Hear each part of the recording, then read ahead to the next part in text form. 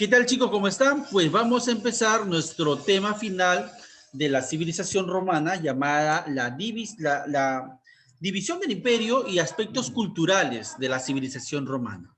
Cabe recordar que cuando estudiamos la civilización romana hay que dividirla, su evolución histórica, en tres periodos: la monarquía, la república y el imperio romano.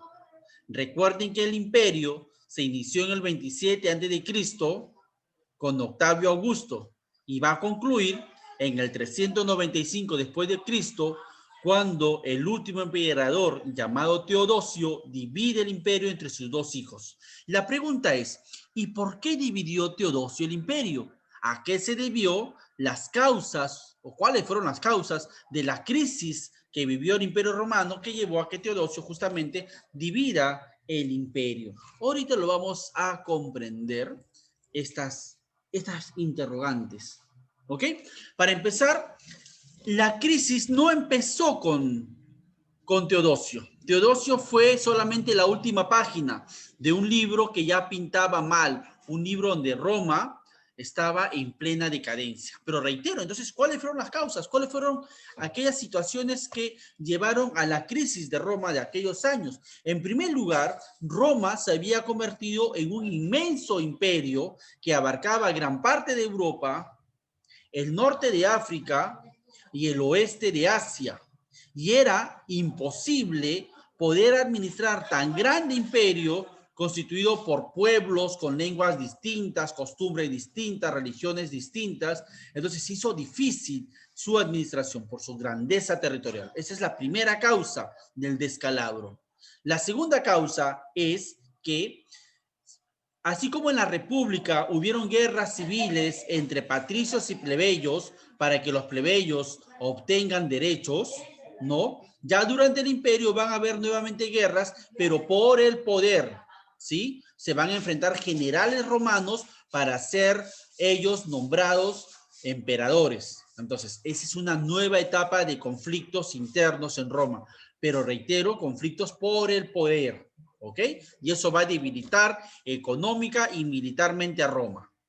Tercer factor, esa debilidad económica y militar, producto de las guerras entre los generales, va a favorecer para que aquellos pueblos que vivían fuera de las fronteras de Roma y que los romanos de manera despectiva les decían bárbaros, comiencen a penetrar, a ingresar en el territorio romano, agravando más la crisis.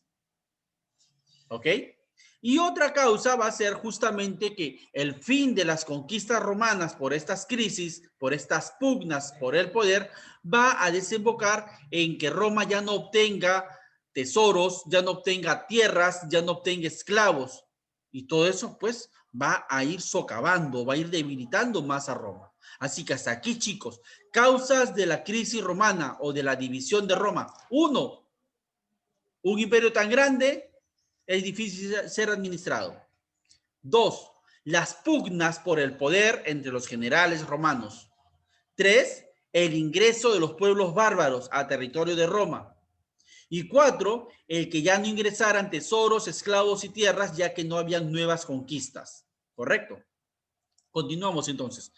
Todo eso, decía, va a conllevar a que el último emperador de Roma, Teodosio, divida, escúchalo bien, en el año 395 después de Cristo, va a dividir su imperio entre sus dos hijos. A Honorio le va a corresponder la parte occidental, es decir, el imperio romano occidental, con capital en Roma. Y a su otro hijo, Arcadio, le va a corresponder el imperio romano oriental, también llamado el imperio bizantino, con capital en Constantinopla, aquella ciudad que fue embellecida por el anterior emperador a Teodosio, Constantino. Por eso esa ciudad se llamó Constantinopla, pero que originalmente fue fundada por los griegos con el nombre de Bizancio. De ahí viene el nombre del imperio bizantino. ¿Ok?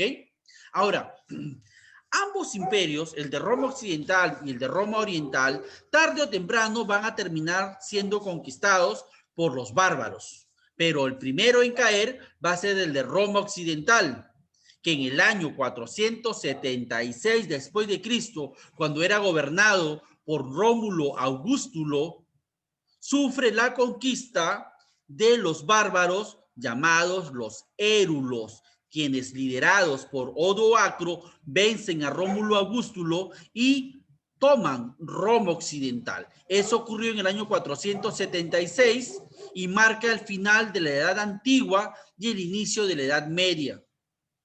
Mientras que el otro imperio, el Imperio Romano Oriental o Bizantino, va a perdurar más tiempo, ya que recién en el año 1453 su capital, Constantinopla, va a ser tomada, conquistada tras un intenso bombardeo con el uso de cañones, va a ser conquistada por los turcos otomanos, liderados por Mahomet II, cuando al Imperio Romano Oriental lo gobernaba el emperador Constantino XI. Eso entonces ocurrió en 1453 y la caída de este imperio marcó el final de la Edad Media y el inicio de la Edad Moderna. Vale decir, preciosas y preciosos, no te me pierdas. La historia se divide en 4 edades.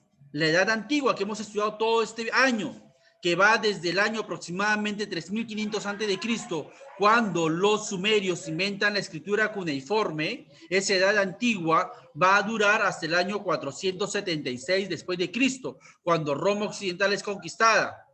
Y da inicio a la Edad Media, que lo vamos a estudiar el próximo año, Dios mediante. Esa Edad Media abarcó desde la caída del Imperio Occidental hasta la caída del Imperio Oriental. Roma occidental cae en el 476 y Roma oriental en 1453. Claro, ¿ok?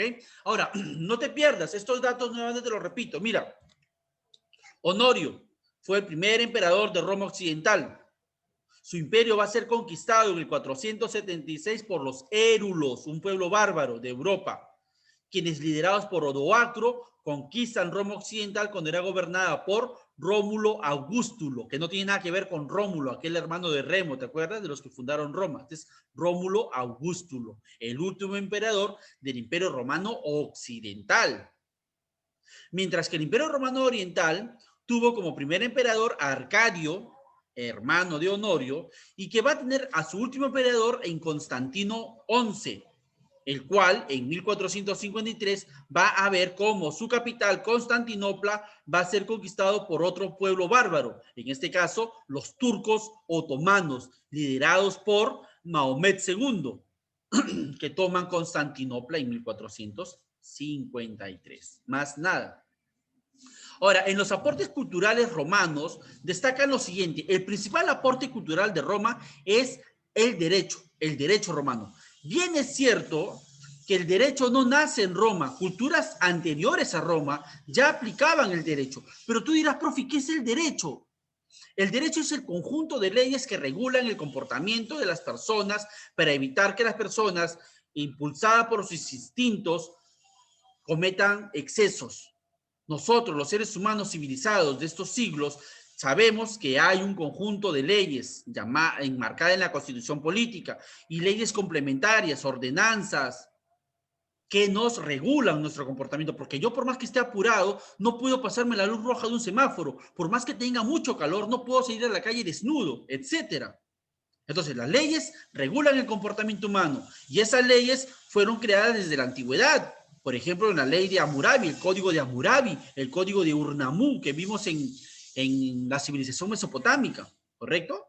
Entonces, la diferencia, sin embargo, con Roma es que Roma las leyes las va a institucionalizar. ¿Qué quiere decir esto? Que va a haber un poder judicial, algo así como un poder judicial. Van a haber jueces, van a haber un conjunto de leyes y con sus castigos para aquellos que infringen la ley. Ese es el derecho romano, que es el principal aporte cultural de Roma hasta nuestros días. Pero no fue el único. Roma también sobresale por el hecho que difundió el cristianismo, una religión que se va a dividir o se va a separar del judaísmo, ¿sí? Jesucristo nuestro Señor fue judío, pero luego Él se va a separar de los judíos. Incluso los judíos los van a mandar a crucificar a Jesús cuando liberan a Barrabás, y Jesús es crucificado, y los seguidores de Jesús que comienzan a rechazar los dogmas del judaísmo se les llaman cristianos. Esto lo estudiaremos más adelante, en próximos años, pero para que tengas una idea, el judaísmo, que es como el hijo, o digo, el papá del cristianismo y del islam, El judaísmo considera de que Dios no ha enviado a Cristo. O sea, reconocen la existencia de un tal Cristo, pero no lo consideran como hijo de Dios. Los judíos consideran que Dios no va a enviar un hijo, pero en un futuro. Y cuando envíe ese hijo, vendrá el Armagedón, el fin de los días y el juicio final. Mientras que los cristianos, nosotros, seamos testigos de Jehová, mormones, evangélicos, etcétera, con todo respeto, nosotros sí señalamos a Jesús como hijo de Dios, ¿no? Esa es una de las principales diferencias del judaísmo y el cristianismo. Y como te decía, los cristianos inicialmente eran perseguidos, azotados, cruelmente muertos por los romanos, pero poco a poco ese mensaje de un Dios omnipotente, de un Dios omnipresente, de un Dios que te va a premiar con el paraíso o que te va a juzgar y si hiciste mal tu vida terrenal te va a condenar al infierno